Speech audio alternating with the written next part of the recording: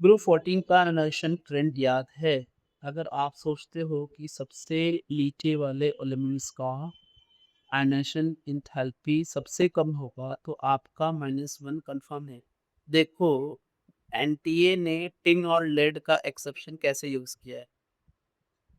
मैं एक बार क्वेश्चन को पहले रीड कर देता हूँ, फिर आपको इसे सॉल्व करके बताता हूँ। देखिए, the group 14 elements A and B have the first emission enthalpy values 708 and 715 kilojoule mole inverse respectively. The above values are lowest among their group members.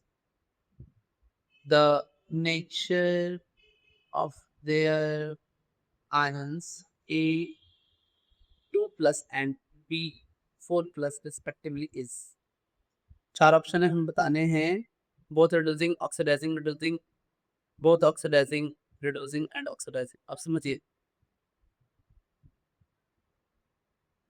देखिए हमसे कह रहा है ग्रुप 14 है ना, तो जो ग्रुप 14 है ना, वह कार्बन फैमिली, ठीक है।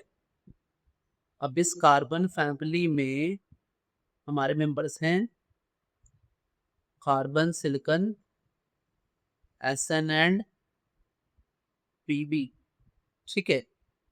अब ये कह रहे हैं कि ये जो वैल्यूज है ना, वो अपने ग्रुप मेंबर्स में सबसे लोएस्ट हैं, और पहले वाले का 708 है और दूसरे वाले का 715 है।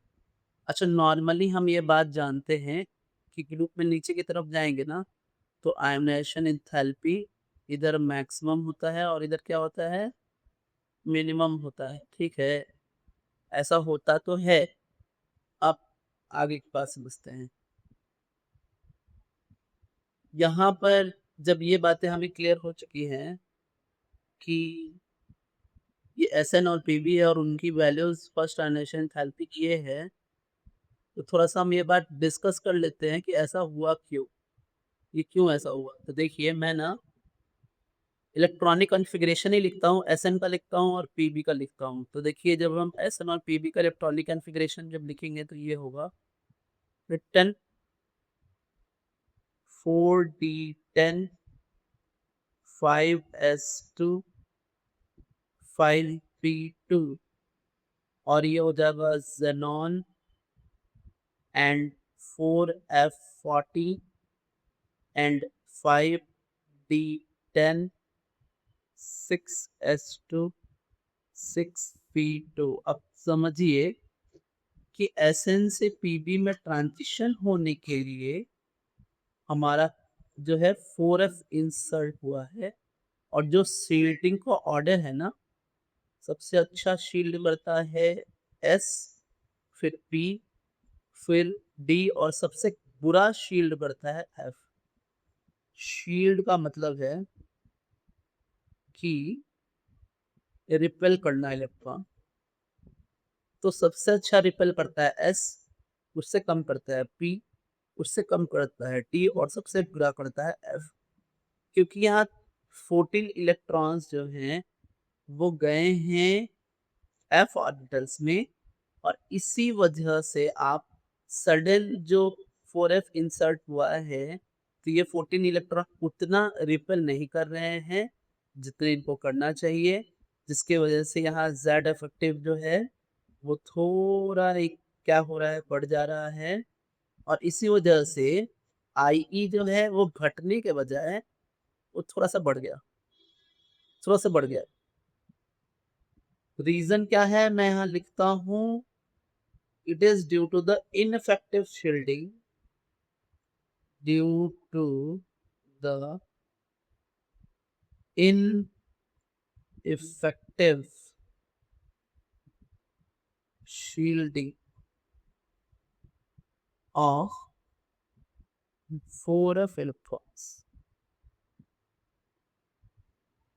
है ना, जो कि लीड्स टू, क्या लीड्स करता है, leads to Z effective increment, है ना।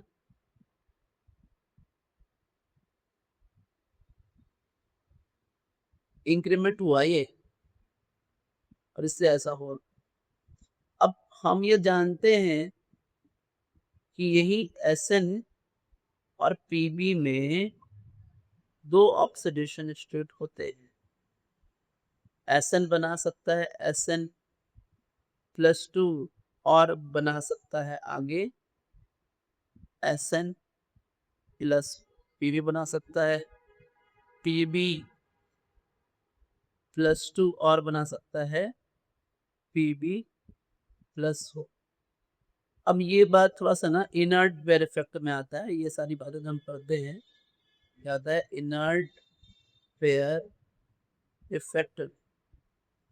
और इनर्ट पेयर इफेक्ट के हिसाब से भी अब बात को बड़े अच्छे से समझिएगा, क्योंकि नीचे जा रहे हैं तो एक्चुअली एसएन में जो हो रहा है वो इसीलिए मैंने इलेक्ट्रॉनिक कॉन्फ़िगरेशन लिखा है यहाँ पर, देखिए ना, यहाँ मैंने लिखा है तो यहाँ पर ओनली 4D की वजह से शील्डिंग है। किसकी वजह से शील्डिंग है? 4D की वजह से शील्डिंग है। और पीबी में जो शील्डिंग है ना, वो शील्डिंग है 4F की वजह से भी और 5D की वजह से भी। दो तरह की यहाँ शील्डिंग है, दोनों की वजह से शील्डिंग है ना? मतलब इनइफेक्टिवनेस ऑफ शील्डिंग, ठीक है? कि भैया हम जानते हैं कि डी और एफ वाले उतने अच्छे से शील्ड नहीं कर पाते हैं, तो इनके वजह से शील्डिंग उतनी अच्छी नहीं है। शील्डिंग मतलब मैं फिर से बोलूँगा स्टूडेंट्स को, है ना? कि रिपल्शन। सो मैं यहाँ लिखूँगा कि इनइफेक्टिव शील्डिंग और यहाँ इनइफेक्टिव शील्डिंग, ठीक है जी? दोनों ही इनइफेक्टिव शील्डिंग जो है यहाँ 4D की वजह से, यहाँ 4F और 5D की वजह से।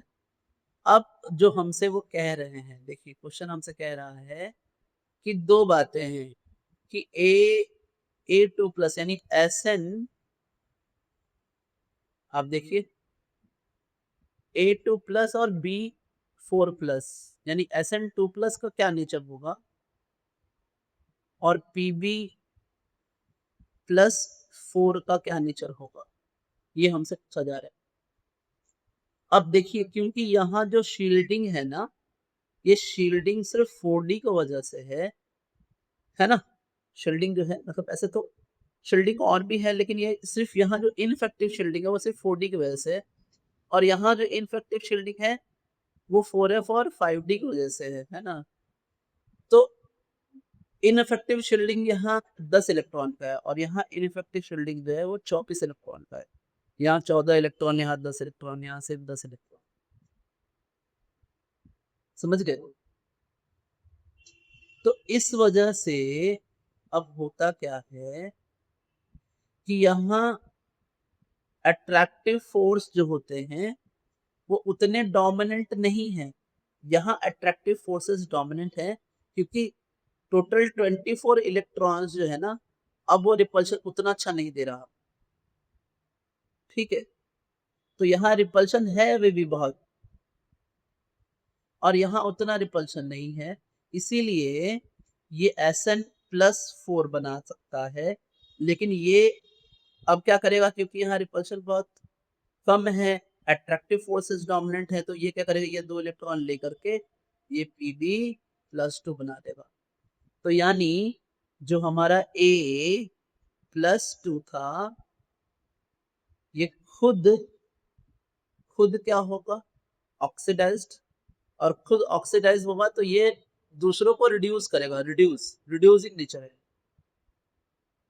और ये खुद रिड्यूस होगा, है ना? Pb प्लस 4 से Pb प्लस 2 बनाएगा, खुद रिड्यूस होगा तो दूसरों को ऑक्सीडाइज कराएगा, यानी reducing and oxidising is the answer, ठीक है? तो answer will be D, final answer will be D. So thanks, subscribe for more.